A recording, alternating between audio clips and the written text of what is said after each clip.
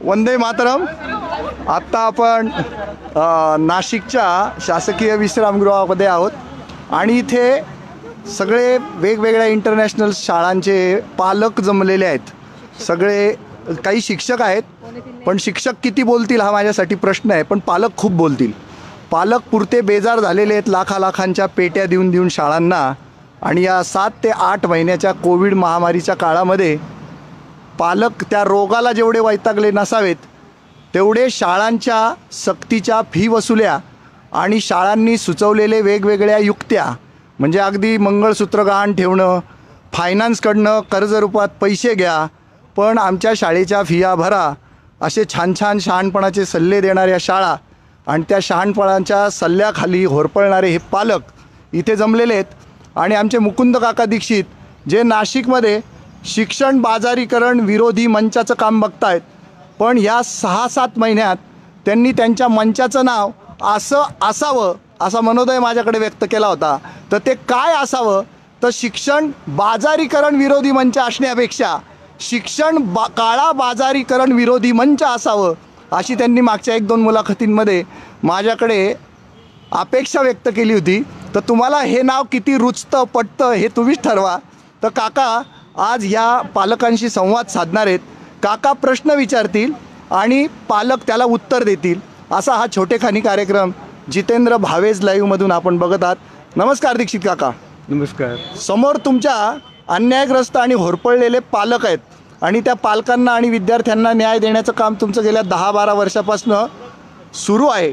तर शिक्षण बाजारीकरण ते शिक्षण काळा बाजारीकरण इथपर्यंत तुमच्या विचारांचा प्रवास होण्याच्या मागचं कारणही सांगा आणि पालकांशीही प्रश्नात्मक तुम्ही संवाद साधू शकता. मुळामध्ये शिक्षण कशासाठी हाच मुद्दा अनेक पालकांनी हरवून टाकलेला आहे.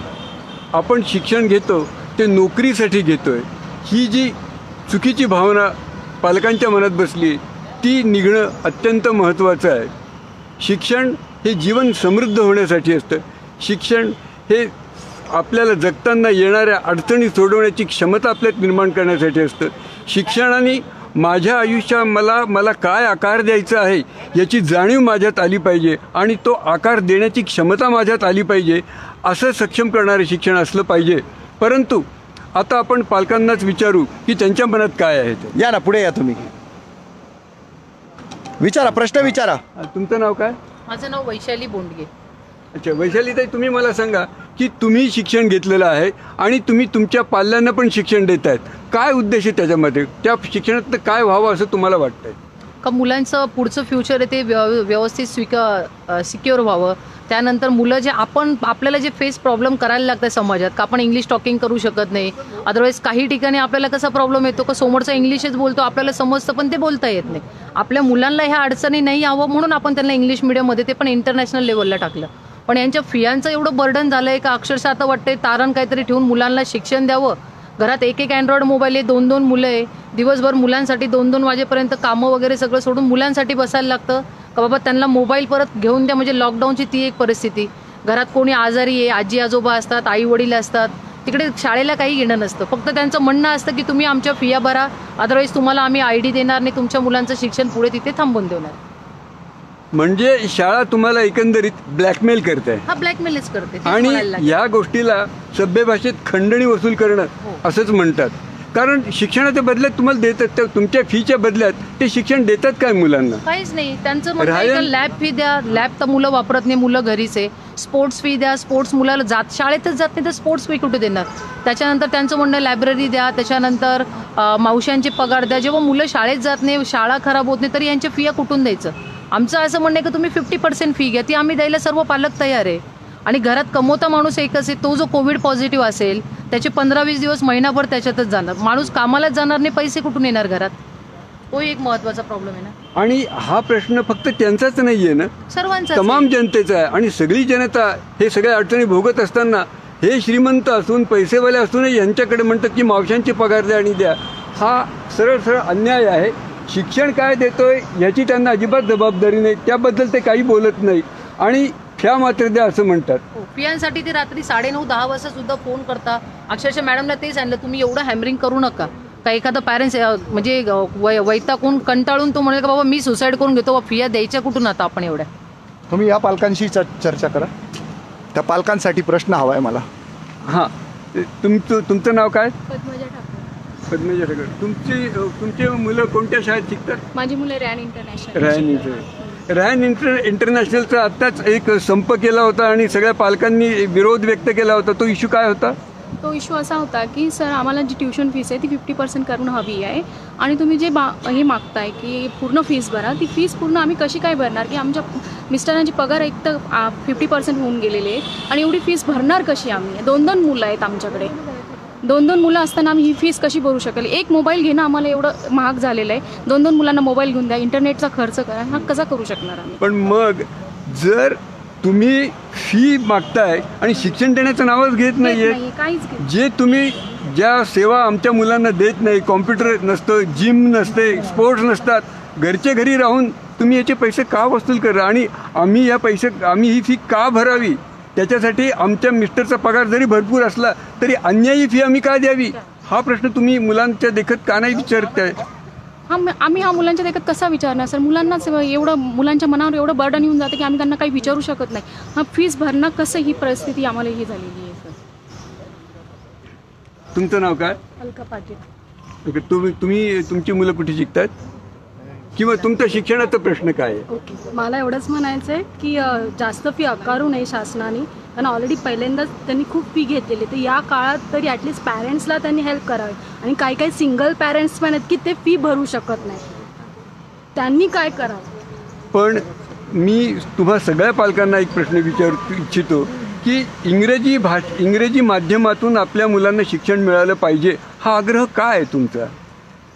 कारण आता नवीन पिढी आहे, न्यू जनरेशन आहे, सतत पुढे चाललो आहे आपण. त्या हिशोबाने इंग्लिश लागतं. म्हणजे आम्ही साधे मराठी येतं, इंग्लिश कोणी बोलत, त्या मॅडम तसं बोलला की समोरचा इंग्लिशमध्ये बोलतो, आम्हाला उत्तर देता येत नाही. तर आम्हाला असं वाटतं, म्हणजे मला असं वाटतं की माझ्या मुलाने इंग्लिश मिडियम शिकून की त्याला पुढे काही अडचणी येऊ नये, असा माझा मुद्दा आहे. म्हणून मी इंग्लिश मिडियममध्ये टाकते. पण जयंत नारळीकरांपासून अनिल काकोडकरांपर्यंत हे सगळे नगरपालिकेच्या शाळेत शिकलेले आहेत, ते काही इंग्रजी माध्यमात नाही शिकलेले आहेत. आणि अनेक मोठे माणसं झालेत, ते आपल्या मातृभाषेतनं शिकलेलं असताना सुद्धा त्यांना ते मोठेपण मिळू शकतं. तर हा गैरसमज बाजाराने तुमच्या मनात भरवलेला आहे की इंग्रजी शिकलं तर आपले मुलं हुशार, आणि तुम्ही तो भरवून घेतला आहे. तुम्ही पालकांनी याच्यावर विचार करायला शिकलं पाहिजे की मातृभाषेतनं शिक्षण जितकं सहजपणे मुलांना शिकणं सोपं होतं आणि त्यांना सक्षम करतं, तेवढं इंग्रजी भाषेतनं नाही होत. आपण मातृभाषेतनं शिक्षण घ्यायचं याचा अर्थ इंग्रजीचा द्वेष करायचा असा अजिबात नाही आहे. इंग्रजी मुलांना आलं पाहिजे, मुलं शिकले पाहिजेत, पण इंग्रजी माध्यमातनं शिक्षण देणं हा जर आग्रह काढला तर तुमचं शोषण इंग्रजी माध्यम शाळा ज्या माध्यमातून करतायत ते नक्की थांबू शकतं. यावर तुम्हाला काय वाटतं? मी एक पॉईंटवर बोलेल, या पॉईंटवरती की या गोष्टी शासनाने महत्त्वाचं लक्ष दिलं पाहिजे. आधी जे सरांनी सांगितल्याप्रमाणे की आधीचे सगळेजण नगरपालिकेच्या शाळेत शिकून मोठे झालेले आहेत, त्यावेळेला ते सर लोक पण जिद्दीने मुलांना शिकवायचे, भेदाभेद करत नव्हते कोणत्या गोष्टीचा. हा महत्त्वाचा पॉईंट आहे.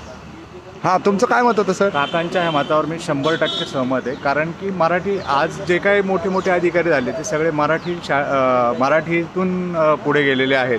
फक्त आत्ता हा इंग्लिश मीडियमला टाकण्याचा उद्देश आहे की जे आपलं ग्लोबल वॉर्मिंग आहे किंवा बाहेरच्या जगात आपला मुलगा टिकला पाहिजे, त्यांनी तिथे स्टेबल राहिलं पाहिजे, तिथे त्याची सगळ्या गोष्टी म्हणजे प्रत्येक गोष्ट त्याला आली पाहिजे. त्याच्यामुळे हा इंग्लिश माध्यमात टाकण्याचा खरा हट्टा असेल. आणि मी प्रामाणिकपणे हे मान्य करतो की माझा मुलगा किंवा जे काही लोक असतील जे इंग्लिश मिडियमला टाकण्याचं फक्त एक आपण स्टँडर्ड जपणं हा जो प्रकार म्हणतो ना, तो स्टँडर्ड जपण्यासाठी इंग्लिश माध्यमाच्या शाळेत टाकलं जातं. नाहीतर जिल्हा परिषदेची शाळे कधीही चांगली, कारण मी स्वतः जिल्हा परिषदेच्या माध्यमातून इंजिनियर झालो आहे, त्यामुळे बाकीचे लोक पण तसेच असणार आहे 100%. फक्त आपण हा आपलं सो कॉल स्टँडर्ड म्हणतो ना, ते जपण्यासाठी आपण इंग्लिश माध्यमाच्या शाळेत मुलांना टाकतो. त्यामुळे मी काकांच्या मताशी 100% सहमत आहे. हां, आणि हा बाजाराने निर्माण केलेला भ्रम आहे जो तुमच्यावर त्यांनी तो दिलेला आहे, तो तुम्ही का स्वीकारावा? माझं असं मत आहे की तुम्ही तुमची स्वतंत्र विचारसरणी घालून बसलेला आहात. आता परत स्वतंत्रपणे शिकलं पाहिजे. मी असे पालक बघतो की आमचा मुलगा फ्रावशीमध्ये आहे, आमचा मुलगा अशोका Status इंटरनॅशनलमध्ये symbol. आहे, तर हा जो स्टेटस सिम्बॉल केलेला आहे आणि त्याचे आपण बळी पडतो आहोत. शाळा इंटरनॅशनल नाव असतं पण त्यात इंटरनॅशनल असतं काय? त्या शाळेमधला एकही शिक्षक कायम टिकत नाही. दर 8 महिन्यांनी 7 महिन्यांनी त्या शिक्षकांचं पण शोषण होते. त्यांना कमी पगार दिला जातो आणि तुमच्याकडनं जास्त मोठ्या प्रमाणात फी घेतली जाते. माझा एकच सगळ्या पालकांना मुद्दा आहे की तुम्ही शाळेपुढे सरळ हा मुद्दा मांडला पाहिजे की शाळेला आलेला एकूण खर्च, त्याला भागिले विद्यार्थ्यांची संख्या, बरोबर आलेली फी हीच असली पाहिजे आणि हीच आम्ही देणार आहोत. नाही तर आम्हाला तुमच्या शाळेत मुलांना शिकवायचं नाही. शेवटी शासनाने काय बघायचं? शासन आपलं नोकर आहे. आपल्या टॅक्समध्ये दिलेल्या पैशातनं ते गाड्या आणि सत्ता उपभोगतात. तर त्याच्यासाठी शासनाने का करायचं? आपण स्वतः विचार करून केलं तर नक्की होतं. ग्रेटा थनबर्ग स्वीडनची मुलगी, एक मुलगी म्हणते की मला हे माझं पर्यावरण तुम्हाला खराब करण्याचा अधिकार नाही आणि ते जगभरात फ्रायडे फॉर फ्युचर या नावाने होतं. तर तुमचं पण मोठ्या प्रमाणावर हे शिक्षणामधली क्रांती होऊ शकते. फक्त तुमच्यासारखे सजग, हुशार आणि असे जागृत पालक संघटित होणं गरजेचं आहे. तुम्ही काय म्हणाल? दीक्षित साहेबांनी आता जे काही मत मांडलं आहे त्याला पूर्णपणे माझं समर्थन आहे. आणि मी काकांना इथे सांगू इच्छितो की आमच्या पिढीने एक फार मोठी चूक केली आहे की आम्ही ह्या बाजाराच्या मागे लागून, इंग्लिशच्या मागे लागून आमच्या मुलांना आम्ही मोठमोठ्या इंग्लिश शाळांमध्ये टाकतोय आणि आम्ही विसरूनच गेलो की शिक्षण घेत असताना कुठल्या मातृभाषेतनं जर शिक्षण घेतलं तर आपण त्यामध्ये आपल्या मुलाची जास्त बौद्धिक प्रगती करू शकतो आणि त्याला एक भविष्यात चांगला नागरिक करू शकतो. माझा मुद्दा इथे मांडण्याचा हा आहे का गेल्या 2-2.5 महिन्यापासून आम्ही रायन शाळेमध्ये जे काही फी वाढी संदर्भात किंवा हे करतोय, पण आता काकांशी बोलण्यातनं मला गेल्या 2-4-6 महिन्यातला विषय, 6 महिन्यापासून 2 आघाड्यांवरती आम्ही पालक म्हणून लढत आहोत किंवा नागरिक म्हणून लढत. शिक्षणाच्या विषयावर तर आपण बोलतच आहोत, पण आरोग्याच्या विषयावर सुद्धा फार मोठा आपल्या देशामध्ये प्रॉब्लेम आहे. मुळात राज्यघटनेमध्ये आपल्याला या मूलभूत अधिकारामध्ये शिक्षण आणि हे दिले ते आपण डावलतोय आणि या प्रायव्हेट शाळांच्या बाजारीकरणाच्या मागे चाललो आहोत. आज तरी आपण पालक म्हणून ही लढाई लढत असताना प्रत्येकाने इथे जागरूक होऊन काकांसारख्यांचं मार्गदर्शन घेऊन आपण हे शिक्षण सरकारीकरण, शिक्षणाचं आणि आरोग्याचं कसं सरकारीकरण करता येईल यासाठी आपण सगळ्यांनी मिळून प्रयत्न करून केलं पाहिजे आणि राष्ट्रीय पातळीवरती हा मुद्दा आपण नेला पाहिजे असं मला वाटतं. काका, तुमची परवानगी काढून मी एक प्रश्न विचारू का या पालकांना? आत्ता तुमच्याकडे जर 20 लाख रुपये आले, आत्ता तुम्ही आर्थिक तंगीत आहात म्हणून ठीक आहे, तुमची तंगी सरली आणि तुमच्याकडे 20 लाख रुपये आले तर तुमचा काय विचार आहे? रायन सोडून मग तुम्ही पुढची अजून इंटरनॅशनल स्कूल बघाल किंवा आपलं आत्ता मातृभाषेतील शिक्षणाबद्दल तुम्ही जे स्टेटमेंट दिलं त्याच्यावर ठाम राहाल? सर, मुद्दा 20 लाखाचा नसून हा नैतिकतेचा, नीतिमत्तेचा. आम्हाला बालपणापासून असं जर शिक्षण सरकारने आमच्यापर्यंत पोहोचवलं असतं की आम्हाला पैशापेक्षा मूल्याला व्हॅल्यू द्यायची आहे, ते 20 लाख माझ्यासाठी काय नसते. शिक्षणाचाच महत्त्वाचा पूर्ण इथे मुद्दा आलेला आहे. त्याच्यामुळे हा प्रश्न गौण आहे 20 लाखाचा किंवा काय. म्हणजे त्यांच्याकडे 2 कोटी रुपये आले तरीही ते इंग्लंडला किंवा अमेरिकेला त्यांच्या मुलाला शिक्षण घ्यायला पाठवणार नाहीये. कारण त्यांचे डोळे उघडले आहेत, त्यांना ती दृष्टी आली आहे. बाजार कसं शोषण करत आहे याची जाणीव त्यांना झाली म्हणून ते नक्कीच करणार नाही. शिक्षण जर सरकारीकरण असेल तर त्या 20 लाखाला काही अर्थ नाही आहे. ते 20 लाख मी माझ्यासाठी वापरणार. शिक्षण जर सरकारची जबाबदारी आहे, जर राज्यघटनेने सांगितलं, आरोग्य जर सरकारची जबाबदारी आहे, तर माझ्यासारख्या माणसाने आज कोरोना झाल्यावरती ओखाडला किंवा अशोकाला का जावं? आता तुमचे सहकारी पालक आहे, त्यांना मी आलेली एक प्रतिक्रिया वाचायला लावतो. जोरानं वाचा जरा. अगदी छान प्रश्न. आर्थिक तंगी म्हणून ते ताळ्यावर आले ढोंगी, अशी प्रतिक्रिया सुद्धा येते बरं का. याचा विचार करा तुम्ही. तर अशा पद्धतीनं शिक्षण बाजारीकरण आणि त्याचं काळा बाजारीकरण हे पण पालक आहेत आपल्याबरोबर. आत्ता जो कार्यक्रम सुरू आहे त्याच्यात तुमची प्रतिक्रिया हवी आहे आम्हाला. असं काका बोलले, पेजाळे सर बोलले, हा जो आमचा लढा आहे, आता हे तुम्ही त्यांना विचारलं 20 लाख रुपयाला तर काय कराल? मी तुम्हाला विचारतो, मला जर तुम्ही 2 कोटी रुपये जमवून द्या, मी शाळा उभी करतो, शाळेची फी जसं जोशी काकाने सजेस्ट केलं आम्ही तशी चालवतो ना. सरकार आमच्या सारख्यांना परवानगी देत नाही. का देत नाही? सरकारचे जे प्रतिनिधी, जे आम्ही निवडून दिलेले प्रतिनिधी, आम्ही निवडून देताना आम्ही विचारवर हे आमच्यासाठी चांगलं करणार आहेत, पण ते निवडून आल्यानंतर त्यांना हे सुद्धा माहीत नसतं की आम्ही कोणाबरोबर काम केलेले, की कोणाकडे मतं घेतलेले आहेत. काकांचं म्हणणं आहे की शाळेचं जे फीस घ्यायला पाहिजे, फी स्ट्रक्चर कसं पाहिजे, एकूण खर्च भागिले विद्यार्थी इक्वल टू फी पाहिजे, हे आत्तापर्यंत कुठल्याही शाळेमध्ये होत नाही. सरकारी शाळेत जात नाही. आम्ही काय जात नाही? नारळीकर सर जसं काका बोलत की मराठी मीडियममध्ये शिकलेले आहेत, मान्य. त्यांचे शिक्षक कोणत्या लेवलचे होते शिकवणारे? नाही, मला परत तुम्हाला मूळ प्रश्नावर आणायचं आहे. परिस्थिती मी लगेच तुमच्या बाजूलाच सांगतो. तुम्ही 100 जर पालक असाल, पैकी 80 पालकांनी फी भरली, बरं 20 पालकांनी भरलेली नाही, कारण त्यांच्याकडे आर्थिक सुबत्ता आहे. तर त्यांच्या डोक्यात हा विषय उतरतच नाही. मातृभाषेतील शिक्षण, आपण स्वतः झेडपीच्या शाळेत शिकलेलो आहोत, आपण मराठी माध्यमाच्या शाळेत शिकलेलो आहोत, हा एक स्टेटस सिम्बॉल झालेला आहे. हे सगळ्या गोष्टी त्यांच्या डोक्यात काय येत नाही, तर आर्थिक सुबत्ता ही माणसाच्या डोळ्यावर झापड निर्माण करते. याच्यावर मला बोट ठेवायचं आहे आणि त्याला अनुसरून मी हा प्रश्न विचारलेला आहे. बरोबर आहे, तुमचं म्हणणं बरोबर आहे. आता याच्यामध्ये तुम्हाला उलट प्रश्न आहे, याच्यात मीडियाने किती रोल निभावलेला आहे मला सांगा. आज मराठी शाळेत शिकवा किंवा मातृभाषेसाठी लढा, हे मीडियाने कितपत मीडिया विकली गेलेली आहे, त्याच्याबद्दल आमचं काही मत नाही. यावर मी एक बोलतो. सुशांत सिंग, कंगना रनौत याच्यामधून जर मीडिया किंवा हे राज्य सरकार बाहेर आलं असेल तर सरकारला आणि मीडियाला विनंती आहे की या आता पालकांकडे, नागरिकांकडे लक्ष द्या. आमची मुलं बाळं मानसिक रुग्ण होत आहेत, आमच्याकडे लक्ष द्या. आमचे मायबाप सरकार तुम्हीच आहात. या भूमिकेतनं बाहेर या. मायबाप सरकार आहे, तुम्ही मायबाप आहात. नाही ठीक आहे. तुम्ही जसं म्हणता रे, साहेबांनी जसं सांगितलं, मीडिया दुसरीकडे चाललेलं आहे. बरं, आज दूरदर्शननी 9वी 10वीच्या मुलांसाठी एक सेगमेंट चालवलं आहे एज्युकेशनचं. मी म्हणतो आमचं हट्ट आहे आमच्या मुलांना इंग्लिश मिडियममध्ये शिकवायचा. मीडियाने असं का म्हणत नाही, ठीक आहे चला तुम्ही इंग्लिश मिडियममध्ये शिकवा, आम्ही प्रत्येक चॅनलने दिवसभरात 2 तास आम्ही डेडिकेट करतो मुलांसाठी एज्युकेशनसाठी. हे मीडिया का करत नाही? मीडिया ही दुसऱ्या बाजूला का पळते आता याच्यामध्ये? शेवट करतो. आता दीक्षित काका हे सगळं ऐकलं आपण, त्याचा समअप करा तुम्ही. प्रश्न हाच आहे की मुळामध्ये माझ्या मुलांनी एक स्वतंत्र चांगला नागरिक झाला पाहिजे, तो एक चांगला समाजाचा सभासद झाला पाहिजे. त्यांनी आनंद निर्माण करण्याकरता शिकावं आणि ते शिक्षणातनं आनंद निर्माण करण्याची, लोकशाही समजण्याची, जातीयता विसरण्याची ह्या संस्कार ह्या शिक्षणातून मिळाले पाहिजे.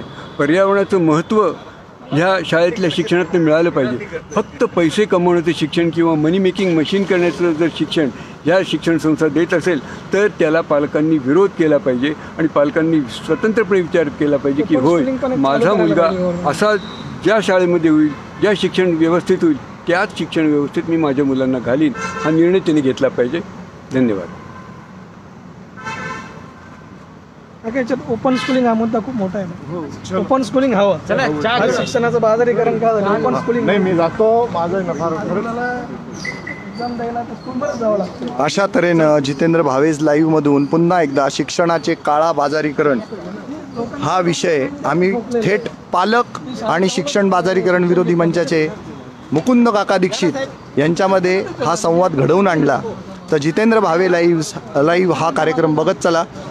आत्ताचं हे लाईव्ह तुम्ही मोठ्या प्रमाणावर शेअर करा. सध्या या देशामध्ये शिक्षण आणि आरोग्य हे 2 मोठे प्रश्न आहेत, आ वासून उभे आहेत आणि त्याला उत्तर मात्र जनतेला काढता येत नाही. लोकप्रतिनिधी हे विकले गेलेले आहेत आणि भ्रष्ट कारभार, भ्रष्ट यंत्रणा, भ्रष्ट अधिकारी, भ्रष्ट कर्मचारी आणि हे भ्रष्ट लोक आणि शिक्षण माफिया, हॉस्पिटल माफिया हे सगळे मिळून जनतेचं शोषण करत आहेत आणि त्याच्यातनं मार्ग निघावा अशी जनतेची माफक अपेक्षा आहे. याच्यावर आपण कायम प्रकाश झोत टाकतच राहू. Vande Mataram and I love you all. Thank you very much.